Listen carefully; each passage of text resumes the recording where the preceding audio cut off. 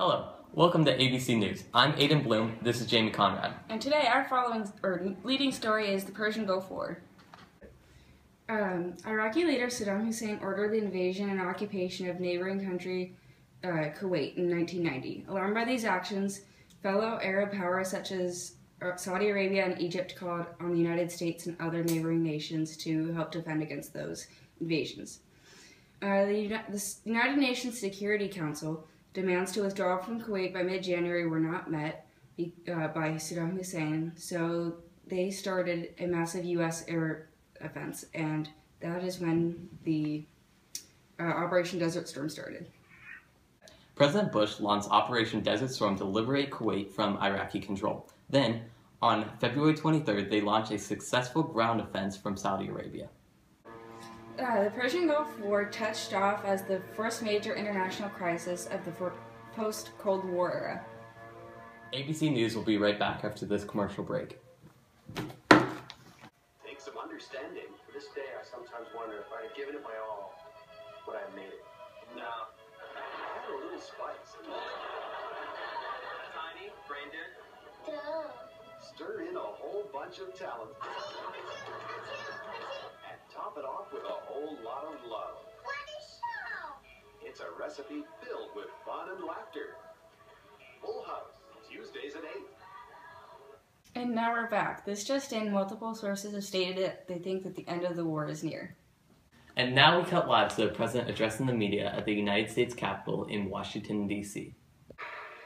And Mr. Speaker, thank you, sir, for those very generous words spoken from the heart about the wonderful performance of our military. Members of Congress, 5 short weeks ago, I came to this House to speak to you about the State of the Union, and we met then in time of war. Tonight, we meet in a world blessed by the promise of peace. From the moment Operation Desert Storm commenced on January 16th, until the time the guns fell silent at midnight 1 week ago, this nation has watched its sons and daughters with pride, watched over them with prayer. As Commander-in-Chief, I can report to you our armed forces fought with honor and valor. And as President, I can report to the nation, aggression is defeated, the war is over.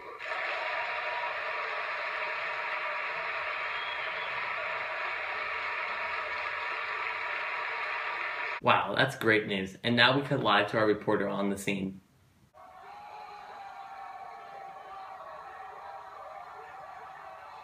Thanks, Aiden. I'm outside in front of the House of Representatives where the President has just announced the end of the Persian Gulf War.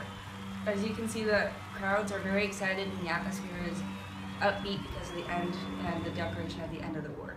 Now back to you guys in the studio. I'm excited to announce that this will be the final body count of the Persian Gulf War.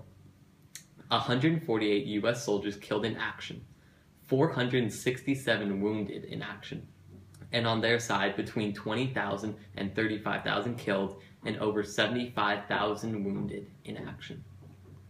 We're very excited to announce that the war is finally over and that our troops are coming home to their loved ones. We'll be right back after this commercial break with more details on the end of the war and a special guest live in studio. It was a simpler time. A time of hope and faith in the future. Blue jeans and white t-shirts were in. And people fell in love with the Miata. A ragtop, a 2-seater, a true roadster. Everyone seemed to be feeling pretty good. The Mazda Miata. It not only gives you a glimpse of the 90s, it takes you back as well.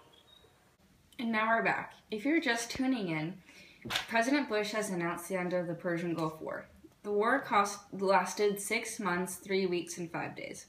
The cost of the war to the U.S., calculated by the U.S. Congress, was $61.1 billion. The Persian Gulf War ranks as the second shortest major war in the United States history, just a couple months shorter than the Spanish-American War and a couple months longer than the Kosovo War. And now we cut to my co-anchor interviewing a soldier that just returned from service overseas for the past 6 months. With ABC News, and joining me is Mike Bloom from overseas, just got back from overseas, and I'd like to ask you, what was your position, and where were you stationed? I'm a second lieutenant in the United States Army. I'm part of the 367 ADA, which stands for Air Defense Artillery Battalion, stationed in Würzburg, Germany. I've been stationed there for about 3.5 years now. What was it like to get the phone call? The phone call you're referring to is a phone call where we were to be deployed. This happened several times while my time there in Germany during the Gulf War. We were tasked with preparing equipment that would be used in the Gulf War. So what we would do is we would train our soldiers. I'm a platoon leader, so I have about 50 soldiers that report to me. We would keep them trained, ready for action, ready to go to war at any time, and all of our equipment ready for war. And then we would just wait. And meanwhile, the war had started because we had started to bomb the Iraq areas with our air forces. And then we decided that we would get our equipment ready, and as soon as we were ready, they would call us and deploy us. And those calls usually came, oddly enough, like 2 in the morning. And so it was a very scary time, and we would all pull our equipment out and put it on a train and get ready to go. Did you expect the war to end so quickly?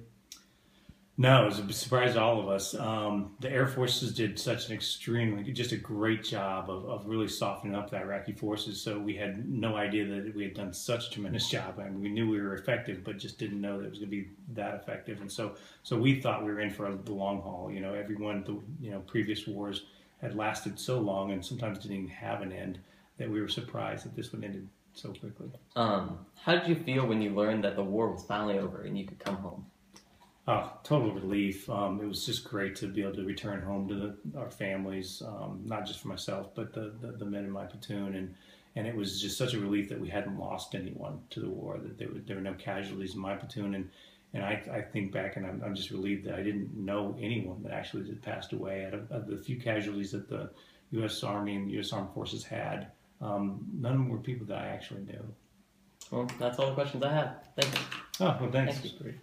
Nice to meet you. This is Aiden Bloom and my co-anchor Jamie Conrad reporting live from ABC headquarters in New York City, signing off.